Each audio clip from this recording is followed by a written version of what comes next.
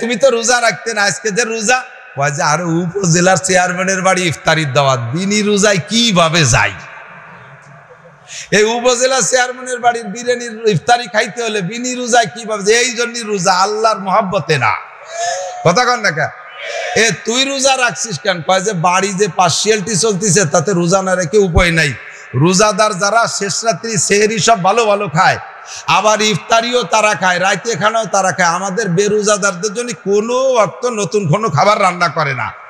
আবার ইফতারি যখন উন্ডা নিয়ে বসে সেই সময় আমাকে খালি কাজে হারায়, গরু গুয়ালি উঠো, মুরগির ঘরে দরজা দে, পানি আনতি পাঠায় সেই সময় বাজারে, এদিকে আজান দেশে উন্ডা খাইয়ে সাফ করিয়ে বেলায় দেয়। এই যে দুর্নীতি চলতেছে সারা রমজান, এই জন্য নিয়ত করছে আর ঠকবো না, ওকে সাথে আমরাও রোজা থাকবো। তাহলে এই রোজা তুমি ইফতারির লোভে আর সেহরির লোভে রাখছো। কথা কন না কে? এই রোজা না, ইমানের সাথে সওয়াবের আশায়, ইমানের সাথে। রোজা কার হুকুম? নেকি দেবে কে? গুনাহ মাফ করবেন কে? একই আশায়। কথা বলেন ঠিক কি ঠিক না? লিসামে ফারহাতান, হুজুর আরেকটা ফজিলত বলেন, হযরত হুজুর বলেন লিসামে ফারহাতান, রোজাদারের দুইটা খুশি। কয়টা? ফারহাতুন ইনদা লিকায়ে রাব্বিহিম, আজকে যেমন বসছেন না জান্নাতুল ফেরদাউসের ভিতরে একটা পার্কের মধ্যে আল্লাহ তাআলা আপনাদেরকে বসাবেন। প্রত্যেক রোজাদারের সামনে ৭২ জন স্ত্রী হুর, ১৪৪ খান দস্তারখানের ভিতরে, প্রত্যেক দস্তারখানায় ৭০ আইটেমের খানা। ১৪৪ গুণ ৭০ কত হয়? এত আইটেমের খানা এক একজন রোজাদারের সামনে আল্লাহ তাআলা দিয়ে দেবে। আর ওই দিন আল্লাহ তাআলা প্রথম লুকমাটা ওই দস্তারখান থেকে প্রথম লুকমাটা তুইলা সমস্ত রোজাদারের মুখে আল্লাহ তাআলা নিজ হাতে একবারে উঠাই দিবে। এমন করে এক লুকমা না ৫০০ বছর পর্যন্ত আল্লাহ তাআলা লুকমা উঠাই খাওয়াবে। এটা সব রোজাদারদের। কাদেরকে বলেন? রোজাদারদেরকে। যারা রোজা না রাখে ওই জায়গাতে গণগুল্লি দেবে, ওকে কি খাতি দেবে বলে মনে হয়? আপনারা এই যে মসজিদে ইফতারের ইন্তজাম আছে না, যারা রোজা থাকেন তারা তো থাকেনি।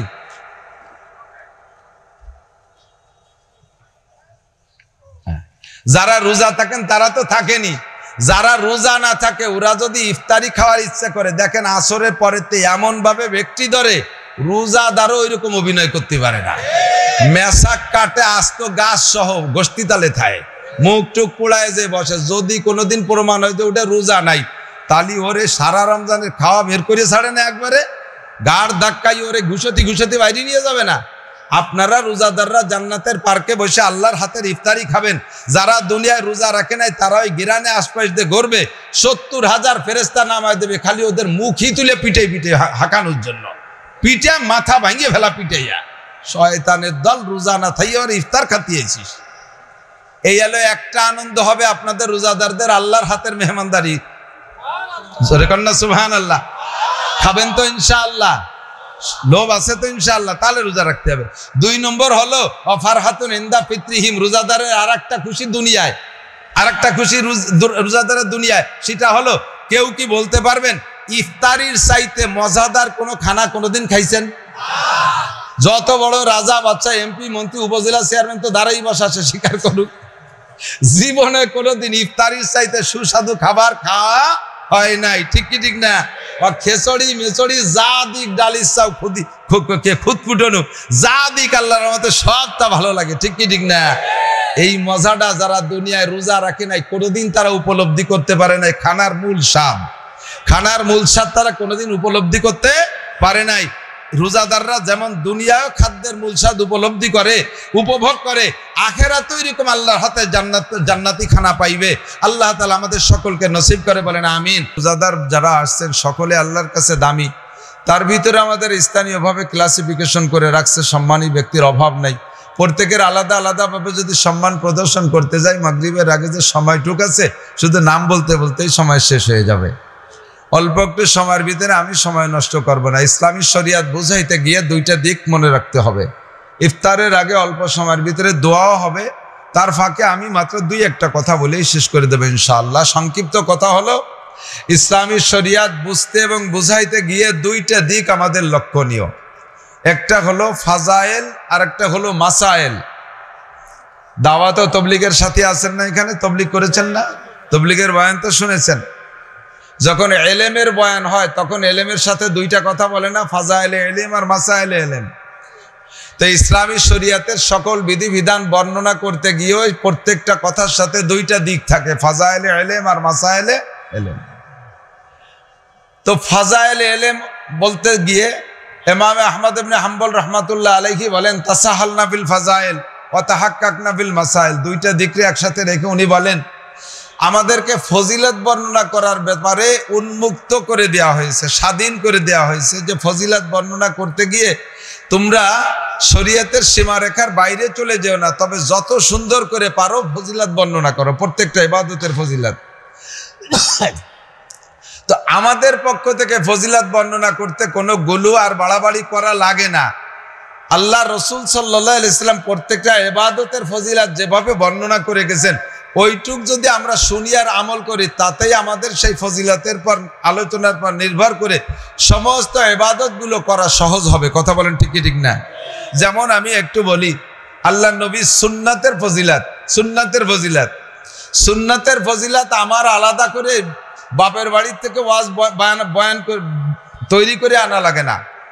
হাদিসের মধ্যে আছে আল্লাহ নবী বলেন মান তামাসসাকা বিসুন্নতি ইনদা ফাসাদে উম্মতি ফালাহু আজরু মিয়াতি শাহীদ। যে সময় দুনিয়া থেকে সুন্নাতগুলো মিটে যাওয়ার সম্ভাবনা দেখা দেবে মুসলমানদের অলসতার কারণে, সুন্নতের প্রতি মুসলমান অলস অথবা মুসলমানদের অপতৎপরতা ষড়যন্ত্রের কারণে মুসলমানদের ভিতরে থেকে সুন্নতগুলো বিলুপ্ত হতে থাকছে। তারা যে কোনো কৌশলে আমাদের থেকে সুন্নতগুলোকে তাড়িয়ে দিচ্ছে, আমরা টের পাচ্ছি না। ওরা তো বহুত বড় পণ্ডিত, খুব সচেতন, খুব হুঁশিয়ার, এমন স্লোভাবে আমাদের ভিতরে অপসুন্নতগুলো ঢুকিয়ে দিচ্ছে, আর যার মাধ্যমে সুন্নতগুলো সুরসুর করে সরে চলে যাচ্ছে, আমরা টেরও পাচ্ছি না। দুই একটা না বললে বুঝবেন না। যেমন মেসওয়াক করা সুন্নাত, মেসওয়াক করা হুজুর আলাইহিস সালাম বলেন লাউলা আন আশুক্কা আলা উম্মতি লাআমারতুম বিসওয়াক ইনদা কুল্লি সালাত। হুজুর বলেন আমি যদি উম্মতের জন্য কঠিন মনে না করতাম তাহলে প্রত্যেক 5 ওয়াক্ত নামাজের সাথে, নামাজের ওযুর সাথে মেসওয়াককে ওয়াজিব করে দিতাম। তো মেসওয়াকটা এত গুরুত্বপূর্ণ যে নামাজের ওযুর সাথে হুজুর মেসওয়াক ওয়াজিব করে দিতেন, কিন্তু কঠিন হবে বিধায় ওয়াজিব করে দেন নাই। তবে সুন্নতের মুআক্কাদের খেলা কম না। এই সুন্নতের পর আমল করলে ফাজাইল কি? হুজুর বলেন যেই সময় দুনিয়া থেকে সুন্নত মিটে যাওয়ার সম্ভাবনা দেখা দেবে ওই সময় যদি তুমি মেসওয়াকের সুন্নতের পর আমল করো আল্লাহ তাআলা তোমাকে কি পরিমাণ নেকি দান করবে। উহুদ, বদর, খন্দক, খয়বারে গিয়ে যে সকল সাহাবায়ে কিরাম আমার পক্ষে হইয়া কাফেরের মোকাবেলায় লড়াই করতে করতে গলা কাটাই দিয়ে শাহাদাত বরণ করেছে, এইরকম শহীদের 100 শহীদের যেই সওয়াব আখিরি জামানায় একটা মেসওয়াককে একটাবার তুমি ওযুর সাথে মেসওয়াককে ডান পাশ থেকে ডলতে ডলতে বাম পাশ পর্যন্ত নিয়ে গেলে 100 শহীদের সওয়াব তোমাকে দেওয়া হবে। ফাজাইল বললাম, আর ফজিলত লাগে? আর লাগে? 100 শহীদের সব কি মনে করেন বাংলাদেশি শহীদ না? বাংলাদেশি শহীদ তো শহীদ গয়েশ্বর চন্দ্র, শহীদ হরিপদ শহীদও আছে, ও শহীদ না। উহুদ, বদর, খন্দক, খয়বারের শহীদ, যাদের শাহাদাতের মধ্যে যাররা পরিমাণ সন্দেহ, 100 শহীদের যেই সওয়াব একটা মেসওয়াকের সেই সওয়াব। হুজুর বলেন মেসওয়াকের ফজিলত শুনে নাও। মেসওয়াকের ফজিলত হলো যারা মেসওয়াক নিয়মিত মেসওয়াক করে ওযু বানায় নামাজ পড়বে তাদের ওই ওযুর কারণে, মেসওয়াকের কারণে ওই ওযুতে আল্লাহ তাআলা তাকে এক ওয়াক্তে নামাজের বিনিময়ে 70 ওয়াক্ত নামাজের সওয়াব দান করবে। এলো ফজিলত, ফাজাইল ইলম। 3 নম্বর আরেকটা ফজিলত শুনেন, যে লোকটা নিয়মিত ওযুতে মেসওয়াক করে ওই লোকটার মরণকালে কলেমা নসিব হবেই হবে। আহা, বেশি খুশি হতে পারেন নাই মনে হয়। মরণকালে কলেমা নসিব হওয়াতে লাভ কি?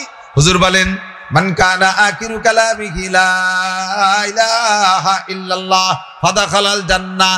যেই লোকটার জীবনের শেষ কলেমা হবে লা ইলাহা ইল্লাল্লাহ, মরণের কালে যদি জবানে লা ইলাহা ইল্লাল্লাহ বলতে পারেন, মরার পরে আপনাকে কোনো টেনশন নাই, বিনা হিসাবে জান্নাতি।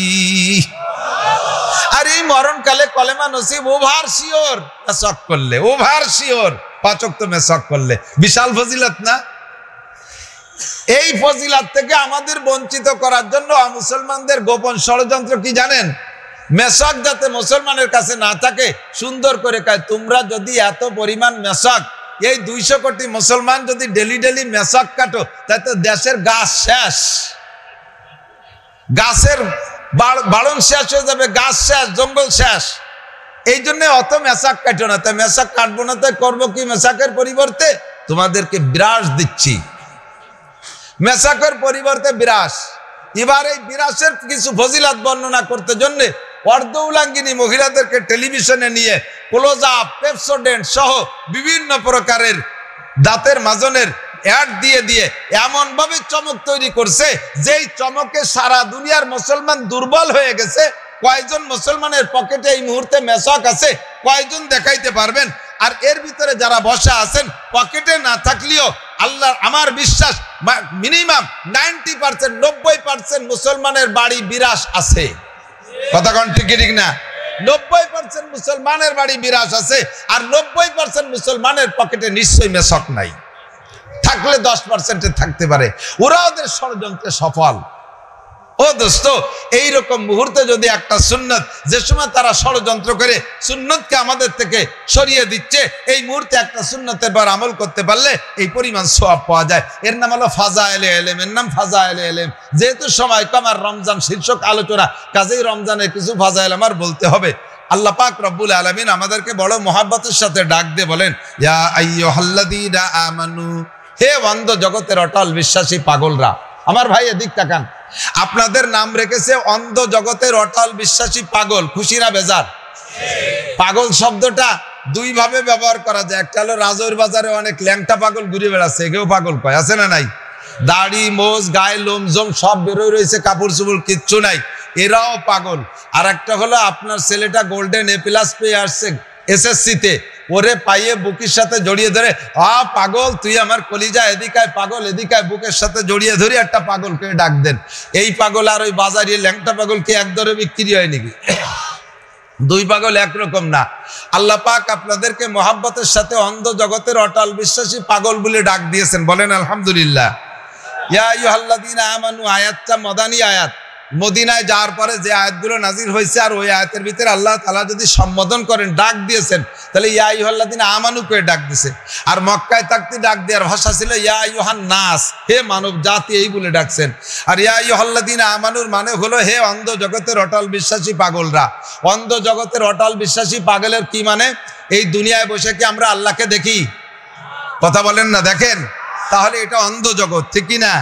দুনিয়ায় বসে ফুলসিরাত দেখি, ফেরেশতা দেখি, কবর আযাব দেখি, কবরের শান্তি দেখি না, মিজান দেখি না, দাড়িপাল্লা দেখি না, জান্নাত দেখি না, জাহান্নাম দেখি না। আল্লাহ পাক জান্নাতের মধ্যে বসে সমস্ত জান্নাতীদেরকে ইফতার করাবেন, বলেন আলহামদুলিল্লাহ। আমরা কি এটা কখনো দেখেছি? এটা দেখেছি নবী পাকের কাছ থেকে, উলামায়ে কেরামের কাছ থেকে শুনে বিশ্বাস করেছি। এই কথাগুলো সত্য না মিথ্যা? সত্য না মিথ্যা? আবার বলেন সত্য না মিথ্যা?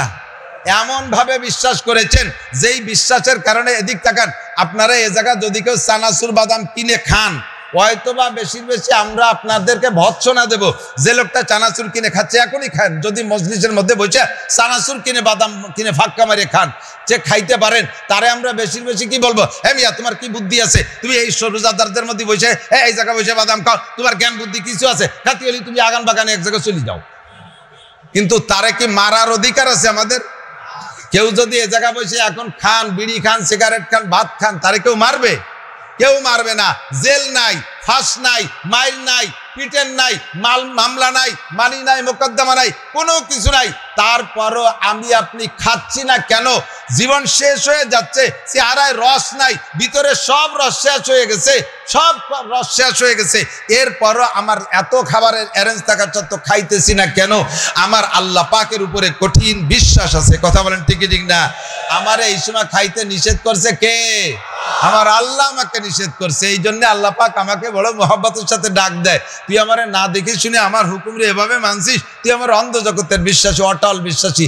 একটা কথা শুনে না আমার বান্দা, কুতিবা আলাইকুমুস সিয়াম কামা কুতিবা আলাল্লাযীনা মিন ক্বাবলিকুম। খুব লক্ষণীয় বিষয়, দিক তাকান। তোমাদের উপরে রোজা ফরজ করা হয়েছে, যেমন রোজা ফরজ করা হয়েছিল তোমাদের পূর্বপুরুষের উপরে। কথা বলেন, এই রোজা কি শুধু আমাদের উপরে ফরজ না আগের মানুষের উপরে ছিল? একটু স্বীকার করেন, আগের মানুষের উপরে ছিল। খুব মজার একটা বুঝার বিষয়, আমার দিক খেয়াল করেন। সেটা হলো সময় কম বিদায় ঘন হয়ে যাচ্ছে কথা, সেটা সে কথা না, সেটা হলো আলাদা কথা। এদিক খেয়াল করেন, মজার একটা বুঝার কথা। নামাজও ফরজ। নামাজ কি? রোজা, হজ, যাকাত, পর্দা, হালাল রুজি উপার্জন করা সবই ফরজ। কোন একটা ফরজ আল্লাহ তাআলা আমাদের পর চাপায় দিতে গিয়ে অন্য জাতি বা অন্যকে রেফারেন্স দেন নাই, বোঝে নাই। তোমাদের উপরে নামাজ ফরজ করা হয়েছে যেমন আগের মানুষের উপরে নামাজ ফরজ করা হয়েছিল, কোরআন শরীফে কোথাও এভাবে বলে নাই। ডাইরেক্ট বলছে আকিমুস সালাত, নামাজ পড়, নইলে কিন্তু বিপদ আছে। নামাজ পড়, নামাজ ফরজ করা হয়েছে। কথা বলেন ঠিক ঠিক না? তোমাদের উপরে হজ ফরজ করা হয়েছে যেমন পূর্বপুরুষদের উপরে হজ ফরজ করা হয়েছিল, এভাবে বলে নাই। কথা বুঝতেছেন না আপনারা? হজ ফরজের ব্যাপারে আল্লাহ এভাবে বলেন নাই যে তোমরা হজ করো যেমন তোমাদের পূর্বপুরুষের উপরে হজ ফরজ করা হয়েছিল সেভাবে করো, এভাবে আল্লাহ বলে নাই। কথা কি বুঝছেন? পর্দা করো যেমন তোমাদের পূর্বপুরুষের উপরে পর্দা ফরজ করা হয়েছিল এভাবে পর্দা করো, এটা বলে নাই। কিন্তু রোজার ব্যাপারে আল্লাহ তাআলা বলছেন, রোজার ব্যাপারে আল্লাহ তাআলা বলছেন, আমাদের খেয়াল করেন না, ওখানে ব্যবস্থা করুক, এদিক এদিক। আরে অল্প সময়ের ভিতরে মাত্র একটা দুইটা কথা। তোমাদের উপরে রোজা ফরজ করা হয়েছে কামা কুতিবা আলাল্লাযিনা মিন ক্বাবলিকুম, যেমন তোমাদের পূর্বপুরুষের উপরে রোজা ফরজ করা হয়েছিল, এভাবে বলা হয়েছে না? একটু সামনের দিক যদি আগায় বসেন তাহলে রোজার মাস তো শেষ 10 দিনে এতেকাব। আজকেই এই জায়গায় বসিয়া 10 বছর এতেকাবের সব নিয়ে বাড়ি যেতে পারবেন। একটু যদি সামনে ফাঁকা থাকে ওইটুকু যদি পুরোই বসেন, একেবারে একটু ফাঁকা রাখবেন না, সামনে পুরোই বসবেন। একরামের নিয়তে আমি আগে বসলে আরেক ভাই বসতে পারবে, তাহলে 10 বছর এতেকাবের সওয়াব পাবেন। সুবহানাল্লাহ।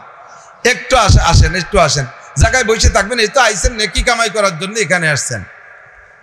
ব্যস্ততার ভিতরে কথাটা একটু খেয়াল করেন।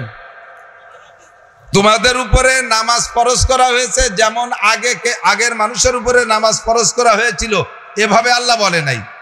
তোমাদের উপরে হজ ফরজ করা হয়েছে যেমন আগের মানুষের উপরে ফরজ করা হয়েছিল, এভাবে আল্লাহ বলে নাই।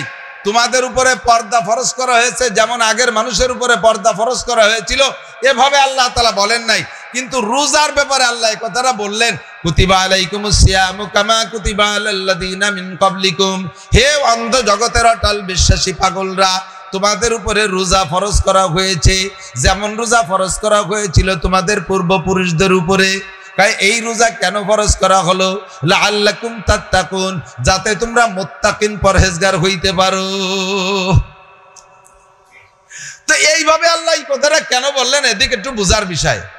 কয় কি সব চিকিৎসা একরকম না।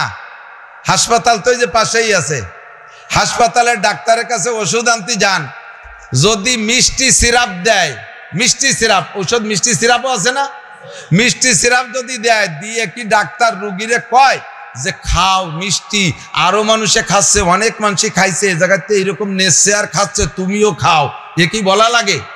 মিষ্টি সিরাপ দেওয়ার পরে জিজ্ঞেস করেন যে স্যার ডেলি কয় মুক্তি খাইতে হবে? স্যারে যদি কয় যে ডেলি 3 মুক্তি খাইতে হবে, কয় না স্যার আমি একবারেই বোতল ধরে মারিয়ে দিতে পারি, কারণ মিঠে সিরাপ অত তার ঝামেলা নাই। ওয়া খাওয়ানোর জন্য কি আর একজনের রেফারেন্স দেওয়া লাগে? ছোট ছোট ট্যাবলেট দিয়ে কি বলা লাগে খাও, খাইলে কোনো ভয় নাই, আরো বহু মানুষ খাচ্ছে, কি বলা লাগে? বলা লাগে না। কিন্তু ইনজেকশন যদি নেওয়ার সময় আসে, যারা ইনজেকশনে ভয় পায় তাকে কি ইনজেকশন দেওয়ার সময় ওয়াশ করা লাগে কি লাগে না? অবশ্যই লাগে। আমি মরিয়ে যাবো তবে ইনজেকশন দেবো না, সেই সময় বলে যে এই দেখ ছোট ছোট পোলাপান ইনজেকশন নিয়ে বসে রয়েছে। কতক্ষণ না কা? কারণ ইনজেকশন ব্যথা আলার চিকিৎসা, ও জায়গা একটু ওয়াশ করেই চিকিৎসা দেওয়া লাগে। আরো যদি অপারেশন পেছিয়ে যায়, সেই সময় কয় মরিয়ে যাবো তবু অপারেশন করবো না। কয় না কোনো ভয় নাই, আসেন আমার সাথে। অপারেশন থিয়েটারে নিয়ে গেছে, এরপরে অপারেশনের রুগী যেখানে শোয়ানো 50 জন বেডে শোয়ানো রয়েছে, তাদেরকে নিয়ে দেখেন অপারেশন কোনো ভয় নাই। এই যে সব অ্যাপেন্ডিসাইটিসের অপারেশনের রুগী এই 50 জন, জিজ্ঞেস করেন ওদের কোনো কষ্ট হয়েছে নাকি? যে জিজ্ঞেস করে ভাই তোর কি অপারেশনের সময় কেমন ঠেকছে? ভাই আমি তো টেরই পারলাম না, কি এটা বিষ ফোড়া কাটলো না একটা পিঁপড়েই কামড় দিল, বুঝলাম না। এইভাবে বুঝাই শুনে রেফারেন্স দিয়ে তারপরে অপারেশনে রাজি করা লাগে। কথা কোন ঠিক ঠিক না? সেম কোয়ালিটি হজ করলে হাজি সাহেব কয়, পোস্টারের নাম লেখে আলহাজ কয়, আলাদা একটা আনন্দ লাগে, ওতে বাড়ি একটা কষ্ট হয় না। নামাজ পড়তে খুব একটা কষ্ট হয় না, নামাজ পড়লে আরো প্রশংসা করে, দান করলে প্রশংসা করে, মানুষকে হ্যাঁ দানবীর দানবীর, এ দান করতেও মজা লাগে, কুরআন শরীফ তিলাওয়াত করতে মজা লাগে, সুর দিয়ে পড়লে মানুষের প্রশংসা করে, চরমুনাই গেলি মজা লাগে, ও জায়গা গেলি 3 দিন খাইয়ে দেই আসা যায় পিকনিক রান্ধে বান্ধা, এরপরে ইস্তেমায় যাইতেও মজা লাগে, 3 দিন আলাদা করে আড্ডা ফাড্ডা করে খাইয়ে আসা যায়, একটা আনন্দ লাগে, সব জায়গার মধ্যে মজা আছে। কিন্তু রোজার ভিতরে খালি সাজাই আছে, খাইছি সেই রাত 3টের সময়, দিনের মধ্যে কত খাবার সামনে দিয়ে চলে যাবে, কোনোভাবেও খাওয়ার কায়দা নাই। এই ভয়তে সবাই আতঙ্কিত, আল্লাহ আমার দ্বারা মোটেই সম্ভব না। আল্লাহকে কোনো ভয় পাইও না, কামা কুতিবা আলাল্লাযিনা মিন ক্বাবলিকুম, তোমাদের মতো অপারেশনের রোগী বহুত চলে গেছে আগে। কতক্ষণ ঠিক কি ঠিক না? বরঞ্চ তোমাদের রোজার চাইতে তাদের রোজা কষ্ট ছিল। আপনারা রাজুর এলারা রোজা থেকে কয়েক তো খান না, যারা রোজা রাখছেন কয়েক তো মিস গেছে, কয় বেলা? কয় বেলা? এক বেলাও না, মিথ্যে কথা, তাজা মিথ্যে কথা। 3 বেলাই খান, সকালে খানা একটু রাত থাকতে তার নাম সেহরি, দুপুরে খানা একটু পরে, রাতে খানা তারাবির পরে, 3 বেলাই তো হয়ে গেছে। একটু এলোমেলো হয়ে গেছে, কতক্ষণ না খা একটু এলোমেলো হয়ে গেছে। এর বিনিময় আল্লাহ নবী বলেন, মান সামা রমাদানা ঈমানান ওয়া ইহতিসাবা গুফিরা লাহু মা তাকাদ্দামা মিন যামবি। যে ব্যক্তি ঈমানের সাথে সওয়াবের আশায় রোজা রাখবে, বলেন ঈমানের সাথে, একটু কান, ঈমানের সাথে সওয়াবের আশায় রোজা রাখবে, আল্লাহ তাআলা তার জীবনের সব গুনাহ মাফ করে দেবে, সব গুনাহ মাফ। রোজার বিনিময় একমাত্র গুনাহ মাফ ছাড়া আর কিচ্ছু নাই। যেমন হজের বিনিময় একমাত্র জান্নাত ছাড়া কিছু নাই, রোজার বিনিময় গুনাহ মাফ ছাড়া আর কিচ্ছু নাই, সব গুনাহ মাফ রমজানে। তবে শর্ত হলো ঈমানের সাথে। কিসের সাথে? আমি যদি রোজা না রাখি মানসি কি বলবে, তুমি তো রোজা রাখতে না, আজকে যে রোজা, আর উপজেলার চেয়ারম্যানের বাড়ি ইফতারির দাওয়াত, বিনি রোজায় কিভাবে যাই? এই উপজেলা চেয়ারম্যানের বাড়ির বিরিয়ানির ইফতারি খাইতে হলে বিনি রোজায় কিভাবে? এই জন্যই রোজা আল্লাহর মহব্বতে না, কথা কন না কে? তুই রোজা রাখছিস কেন? কয় যে বাড়ি যে পার্সিয়ালিটি চলতেছে তাতে রোজা না রেখে উপায় নাই। রোজাদার যারা শেষ রাত্রি সেহরি সব ভালো ভালো খায়, আবার ইফতারিও তারা খায়, রাইতে খানাও তারা খায়। আমাদের বেরোজাদারদের জন্য কোনো অর্থ নতুন কোনো খাবার রান্না করে না। আবার ইফতারি যখন উন্ডা নিয়ে বসে সেই সময় আমাকে খালি কাজে আড়ায়, গরু গুয়ালি উঠো, মুরগির ঘরে দরজা দে, পানি আনতি পাঠায় সেই সময় বাজারে, এদিকে আজান দেশে উন্ডা খাইয়ে সাফ করিয়ে বেলায় দেয়। এই যে দুর্নীতি চলতেছে সারা রমজান, এই জন্য নিয়ত করছি আর ঠকবো না, ওদের সাথে আমরাও রোজা থাকবো। তাহলে এই রোজা তুমি ইফতারির লোভে আর সেহরির লোভে রাখছো, কথা কন না কে? এই রোজা না, ঈমানের সাথে সওয়াবের আশায়, ঈমানের সাথে রোজা কার হুকুম? নেকি দেবে কে? গুনাহ মাফ করবেন কে? একই আশায়, কথা বলেন ঠিক কি ঠিক না? লিসামে ফারহাতান, হুজুর আরেকটা ফজিলত বলেন, হযরত হুজুর বলেন লিসামে ফারহাতান, রোজাদারের 2টা খুশি। কয়টা? ফারহাতুন ইনদা লিকায়ে রাব্বিহিম, আজকে যেমন বসছেন না জান্নাতুল ফেরদাউসের ভিতরে একটা পার্কের মধ্যে আল্লাহ তাআলা আপনাদেরকে বসাবেন। প্রত্যেক রোজাদারের সামনে 72 জন স্ত্রী হুর, 144 খান দস্তারখানের ভিতরে, প্রত্যেক দস্তারখানায় 70 আইটেমের খানা, 144 গুণ 70 কত হয়? এত আইটেমের খানা এক একজন রোজাদারের সামনে আল্লাহ তাআলা দিয়ে দেবে। আর ওই দিন আল্লাহ তাআলা প্রথম লুকমাটা ওই দস্তারখান থেকে প্রথম লুকমাটা তুইলা সমস্ত রোজাদারের মুখে আল্লাহ তাআলা নিজ হাতে একবারে উঠাই দিবে। এমন করে এক লুকমা না 500 বছর পর্যন্ত আল্লাহ তাআলা লুকমা উঠাই খাওয়াবে। এটা সব রোজাদারদের। কাদেরকে বলেন? রোজাদারদেরকে। যারা রোজা না রাখে ওই জায়গাতে গণগুল্লি দেবে, ওকে কি খাতি দেবে বলে মনে হয়? আপনারা এই যে মসজিদে ইফতারের ইন্তজাম আছে না, যারা রোজা থাকেন তারা তো থাকেনি,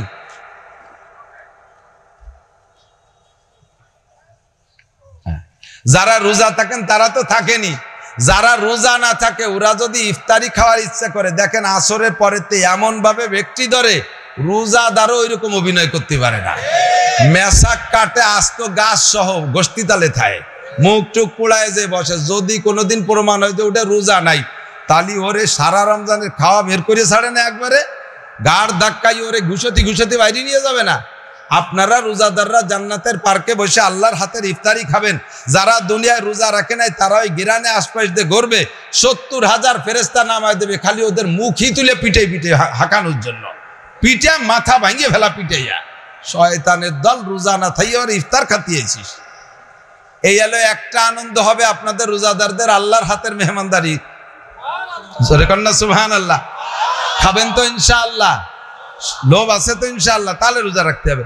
2 নম্বর হলো ফারহাতুন ইনদা ফিত্রিহিম, রোজাদারের আরেকটা খুশি দুনিয়ায়, আরেকটা খুশি রোজাদারের দুনিয়ায়, সেটা হলো কেউ কি বলতে পারবেন ইফতারির চাইতে মজাদার কোনো খানা কোনোদিন খাইছেন? যত বড় রাজা বাচ্চা এমপি মন্ত্রী উপজেলা চেয়ারম্যান তো দাঁড়াই বসা, সে স্বীকার করুক, জীবনে কোনোদিন ইফতারির চাইতে সুস্বাদু খাবার খাওয়া হয় নাই। ঠিক কি ঠিক না? খেচড়ি মেচড়ি যা দিক, ডালির চাও খুদকুটনু যা দিক, আল্লাহর রহমতে সবটা ভালো লাগে। ঠিক কি ঠিক না? এই মজাটা যারা দুনিয়ায় রোজা রাখে নাই কোনোদিন তারা উপলব্ধি করতে পারে নাই। খানার মূল স্বাদ, খানার মূল স্বাদ তারা কোনোদিন উপলব্ধি করতে পারে নাই। রোজাদাররা যেমন দুনিয়ায় খাদ্যের মূল স্বাদ উপলব্ধি করে, উপভোগ করে, আখেরাতেও এরকম আল্লাহর হাতে জান্নাতি খানা পাইবে। আল্লাহ তাআলা আমাদের সকলকে নসিব করে, বলেন আমিন।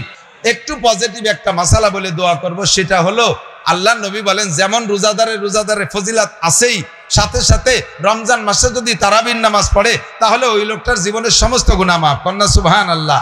একটু মস্ক করায় দিয়ে, তারাবি কয় রাকাত? জোরে বলেন। যদি হানাফি মাযহাবের অনুসারী হন, সব মাসালা হানাফি মাযহাবের আমল করেন, শুধুমাত্র তারাবির ব্যাপারে জাকির নায়েক আর ওই শায়েখদের কথা শুনে তারাবি 8 রাকাত হওয়ার পরে গুড়গুড় করে বেরোয় চলে যায়, এরকম একদল মুসল্লি আমাদের এলাকায় আছে না নাই? জিজ্ঞেস করলে কয় তারাবি 8 রাকাত, তারাবি 8 রাকাত। শয়তানি বাদ দাও, তারাবি কয় রাকাত? 1 রাকাতও ছাড় নাই। তারাবি 20 রাকাত, তারাবি 20 রাকাত করে তারাবি পড়লে, 5 ওয়াক্ত নামাজ পড়লে, রমজানে রোজা রাখলে রমজানের শেষ পর্যন্ত ওই লোকটা বিলকুল বেগুনা মাসুম হয়ে যায়। যেরকম সুবহানাল্লাহ। আল্লাহ তাআলা আমাদের নসিব করেন। ফাঁকে আরেকটা নেগেটিভ কথা, সেটা হলো হুজুর বলেন বহুত রোজাদার আছে, কামিন সামিন লাইসালামিন সিয়ামিল্লাহ জমা, হাজার হাজার রোজাদারের রোজায় শুধু ক্ষুধার কষ্ট আর পিপাসার কষ্ট ছাড়া কোনো ফায়দা নাই। ক্ষুধার কষ্ট আর পিপাসার কষ্ট ছাড়া কোনো লাভ নাই। সাহাবায়ে কিরাম বললেন হুজুর তারা কারা, এরা কোন রোজাদার যে ক্ষুধার কষ্ট আর পিপাসার কষ্ট ছাড়া কোনো লাভ নাই? হুজুর বলেন ইয়াসুমুন ওয়ালা ইউসাল্লুন, রোজা ঠিক রাখে অথচ নামাজ পড়ে না। এরকম আল্লাহওয়ালা মানুষ আছে না নাই? জীবনেও রোজা ছাড়ে না অথচ নামাজের দায়িত্ব আটে না, স্লিপ করে পড়লেও পশ্চিম দিক পড়ে না, পূব দিক পড়ে। আবার গল্প মারে ক্রেডিট ঝাড়ে, 7 বছর বয়সের থেকে রোজা শুরু করছে, জীবনে একটা রোজাও ছাড়ি নাই। বাপের সাথে খরার মধ্যে রোদের মধ্যে ধান লিড়েছি, ভুই খেতে কাজ করছি, তবুও রোজা ছাড়ি নাই, গল্প মারে। অথচ তার চেহারা দেখলে বোঝা যায় যে হরিপদ না নলিয়ে ঋষি না গৌর গোবিন্দ আল্লাহ জানে, জীবনে নামাজের দাঁত দাঁড়িয়ে নাই। ঠিক কি ঠিক না? আরে ভাই, রোজাদারের চেহারা নামাজির চেহারার ভিতরে তার নূর চমকায়। জি ঠিক না? তাহলে রোজা রাইখে নামাজ পড়বেন তো ইনশাআল্লাহ। ইয়াসুমুন ওয়ালা ইয়াস্তানিবুনাল হালাল আনিল হারাম। এক শ্রেণীর মানুষ রোজা রাখবে কিন্তু হালাল হারাম বাছাই করে না, সুদে টাকা দিয়ে সেহরি, ঘুষির টাকা দিয়ে ইফতারি, মানুষের হক মারিয়ে খাওয়ার টাকা দিয়ে মোটা মোটা ইফতারি খাওয়া খাই। আল্লাহর কিরে এতে একটুও নেকি হয় না। ওই রোজায় খালি মাইর খাওয়া ছাড়া কোনো উপায় নাই। রোজা রাখবেন তো খানা হবে হালাল। বলেন খানা কি? পোশাক হবে কি? রুজি হবে হালাল। তাহলে এই রোজার দ্বারা যে পুরস্কার সেটা হলো দুনিয়ায় থাকতেই গুনাহ মাফ, আখিরাতে আল্লাহ তাআলা আরশে আজিমের নিচে বসাইয়া জান্নাতের পার্কের মধ্যে বসাইয়া সমস্ত রোজাদারদেরকে আল্লাহ নিজ হাতে 500 বছর পর্যন্ত ইফতার করাবে। আল্লাহ তাআলা আমাদের সকলকে নসিব করে, বলেন আমিন। রব্বানা ফাগফির লানা যুনুবানা ওয়া কাফির আন্না সাইয়্যাতিনা ওয়া তাওয়াফানা মাআল আবরার। ربنا هب لنا من أزواجنا وذرياتنا قرة أعين واجعلنا للمتقين إماما। আয় রব্বুল আলামিন, সারা বছর ভরে গুনাহ করেছি, অপেক্ষায় ছিলাম রমজান মাসে গুনাহ মাফ চেয়ে নেব।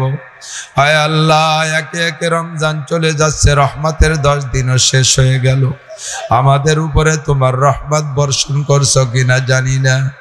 মেহেরবান আল্লাহ, 10ম রমজান রহমতের 10 দিনের একেবারে শেষ দিন, ইফতারি সামনে নিয়া তোমার দিনদার ইমানদার পরহেজগার হাজার হাজার রোজাদার বান্দাদের সাথে নিয়া শাহী দরবারে ভিক্ষা দোকানে হাত তুলেছি। মালিক, তুমি এক্ষুনি আমাদের জীবনের সমস্ত গুনাহ খাতা মাফ করে দাও। আয় আল্লাহ, অবশ্যই আমরা গুনাহগার, সারা জিন্দেগি গুনাহ করেছি আর তওবাও করেছি, আর তওবা ভঙ্গ করে করে আবার সেই গুনাহ করে ফেলেছি। আজকে তুমি ইফতারির সময় শেষবারের মতো আমাদেরকে একেবারে ক্ষমা করে দাও। আয় রব্বুল আলামিন, আমাদের সগীরা কবিরা, জাহেরি বাতিনি, শিরকি বেদাতি, দিনের আলোতে রাতের অন্ধকারে এমন এমন সময় গুনাহ করেছি তুমি ছাড়া কেউ জানে না। সকলে আল্লাহ আজকে ইফতারির সময় হাত তুলেছি, তুমি আমাদেরকে খালি হাতে ফিরাই দিও না। মেহেরবান আল্লাহ, আমাদের জীবনের সব গুনাহ তুমি এক্ষুনি মাফ করে দাও। আয় আল্লাহ, আমাদের আব্বা মা, আয় আল্লাহ জনম দুঃখিনী মা, মোহাব্বতের আব্বা কবরে চলে গেছে। আয় আল্লাহ, আজকে আসরের আগ দিয়ে আমার অত্যন্ত প্রিয় ছাত্র আজিজ আব্দুল আজিজের মা মারা গেছে। এমন করে অনেকের মা, বাপ, দাদা, দাদি, নানা, নানি, আত্মীয় স্বজন বহু মানুষ কবরে চলে গেছে। সকলের পক্ষ থেকে ক্ষমা চাই, তুমি মাফ করে দাও। আয় আল্লাহ, এলাকার যত মরহুম মুর্দাগান কবরে শুয়ে আছে, সকলের পক্ষ থেকে ক্ষমা চাই, তুমি মাফ করে দাও। সন্তানে আব্বা মার জন্য দোয়া চেয়েছে, স্বামীতে স্ত্রীর জন্য দোয়া চেয়েছে। আয় আল্লাহ রব্বুল আলামিন, ভাইতে বোনের জন্য দোয়া চেয়েছে, হাত তুলেছে। বোনে ভাইয়ের জন্য হাত তুলেছে। সন্তানে আব্বা মার জন্য দোয়া হাত তুলেছে। আব্বা মা সন্তানের পক্ষে হাত তুলেছে। মেহেরবান আল্লাহ, তুমি সকলের দোয়া কবুল করে নাও। সমস্ত কবরবাসীর কবরে জান্নাতুল ফেরদাউসের দরজা খুলে দাও। আয় আল্লাহ, আমরা যারা দুনিয়ায় বেঁচে আছি, আমাদের জান মাল ইজ্জত আবরু হেফাজত করো। আয় আল্লাহ, আমাদের সকলকে সুস্থতার সাথে, ইজ্জতের সাথে, প্রশস্ত হালাল রিজিকের সাথে লম্বা হায়াতে তয়্যিবা দান করো। আয় আল্লাহ, অসুস্থ অবস্থায় হাসপাতালের বেডে, ঘরের বিছানায় ফেলে রেখো না। তোমার অনেক বান্দা বান্দি অসুস্থ রোগীরা দোয়া চেয়েছে। আল্লাহ, এই মজলিসের মধ্যে অনেক রোগী আছে, সবাইকে তুমি সুস্থ রোগমুক্ত করে দাও। ইফতারির সময় যে দোয়াগুলো তুমি কবুল করবা আজকে, সেই সাথে আমাদের দোয়াগুলো কবুল করে নাও। আয় আল্লাহ, সব রোগীদেরকে শিফা দাও, সুস্থ করে দাও। পাশে হাসপাতালে যত রোগীরা আছে, আল্লাহ সব রোগীদেরকে তাড়াতাড়ি সুস্থ করে বাড়ি যাওয়ার তৌফিক দাও, সুস্থ হয়ে বাড়ি যাওয়ার তৌফিক দাও। আয় রব্বুল আলামিন, এই মাহফিলের ইন্তজাম যারা করেছে, নেতৃত্ব দিয়েছে যারা, উপজেলা চেয়ারম্যান, ভাইস চেয়ারম্যান সহ রাজনৈতিক নেতা নেতৃবৃন্দ, বর্তমান ও বিগত যারা চলে গেছে, যাদের অবদানে এ পর্যন্ত আসছে, আল্লাহ সকলের গুনাহ খাতা তুমি মাফ করে দাও। যারা চলে গেছে তাদেরকে জান্নাতি করে দাও। যারা বেঁচে আছে তাদেরকে আল্লাহ সুস্থতার সাথে হায়াতে তয়্যিবা বাড়াইয়া দাও।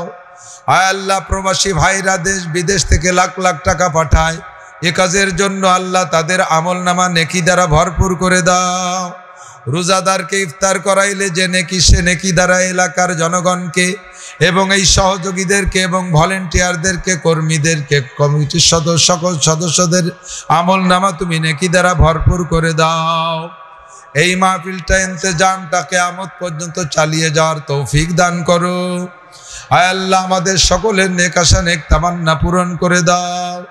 অভাব অনটন দূর করে দাও, অভাব অনটন দূর করে দাও। দিনের উপরে চলা সহজ করে দাও। সকল প্রকার বিপদ আপদ থেকে আমাদেরকে মুক্তি দান করো। প্রবাসী ভাইদের বিদেশি জীবন সুখময় করে দাও। সকল প্রকার বিপদ আপদ থেকে তাদেরকে হেফাজত করো। বেশি বেশি করে হালাল টাকা কামাই করে দিনের জন্য খরচ করার তৌফিক দান করো। এই এলাকার অনেক মানুষ আশেপাশের মাদ্রাসায় দান করে, আয় আল্লাহ তাদের দানের ওসিলায় আনসার ও বদরি সাহাবাদের সাথে জান্নাতি করে দিও। আমাদের সকলকে রমজানের শেষ পর্যন্ত রোজা নামাজ সঠিকভাবে পালন করার তৌফিক দান করো। আয় আল্লাহ, জীবনে অনেক অনেকবার রমজান মাস নসিব করো। আয় আল্লাহ, আমাদের সকলকে মরণের সময় জবানে কলেমা তয়্যিবা জারি করে দিও। আমার ব্যক্তিগত একটা খাস দরখাস্ত, আল্লাহ আমার মাদ্রাসার মসজিদ ছোট হয়ে গেছে, বসবাসের উপযুক্ত ঘর নেই, বিল্ডিং এর কাজে হাত দিতে চাইতেছি, আল্লাহ তুমি আমার বিল্ডিং করা মসজিদের সব কিছুর আসবাব জোগাড় করে দাও। আজ এই বিশাল মজমায় তোমার হাজারো বান্দাদের সাথে নিয়ে হাত তুলেছি, আল্লাহ আমার মাদ্রাসার অভাব অনটন তুমি দূর করে দাও। বিল্ডিং ও মসজিদের কাজগুলো করার তৌফিক দান করো। এ কাজে যারা সহযোগিতা করবে তাদেরকে আল্লাহ জান্নাতি বালাখানা দান করো। বদরিয়া আনসার সাহাবাদের সাথে জান্নাতি করে দিও। রব্বির হামহুমা কামা রব্বায়ানি সগীরা রব্বি জিদনি ইলমান নাফিআ। সাল্লাল্লাহু তাআলা আলা খায়রি খালকিহি মুহাম্মাদিন ওয়া আলিহি ওয়া আসহাবিহি আজমাইন বিরহমাতিকা ইয়া আরহামার রাহিমিন।